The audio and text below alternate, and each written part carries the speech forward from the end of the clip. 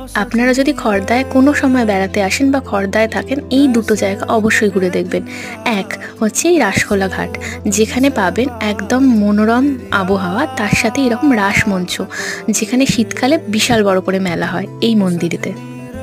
আর সাথে আছে একরাশ সিঁড়ি, যেখানে আপনারা সকলে বসে আড্ডা দিতে পারবেন চায়ের সাথে।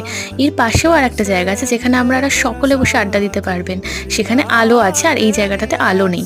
এবার সিদ্ধান্ত আপনার, যেখানে ইচ্ছা বসে আড্ডা দিতে পারেন, কিন্তু হাওয়া সব জায়গাতেই পেয়ে যাবেন। আর এবার আসি সূর্য সেনের দুর্গা মন্দির। এই মন্দিরটা অনেক পুরনো হলেও বেশি বছর হয়নি, কিন্তু এইরকমভাবে রেনোভেশন স্টার্ট হয়েছে, আরও সুন্দরভাবে নতুন করে তৈরি করা চলছে। আমরা গেছিলাম এই দুর্গা মন্দিরের একদম ভেতরে আরতি দেখতে। ভালো করে পুজো সেরে, মানে আরতি দেওয়ার পরে ভালো করে ঠাকুর দর্শন করে নিয়ে, ছোট্ট করে ভিডিও করে শান্তির জল নিয়ে আরতি দেখে বেরিয়ে পড়েছিলাম। আর হ্যাঁ, আরতি দেখার পর পাশেই আছে শিবের মন্দির। প্রসাদ নিয়ে কিন্তু এখান থেকে যাবেন অবশ্যই, কেমন?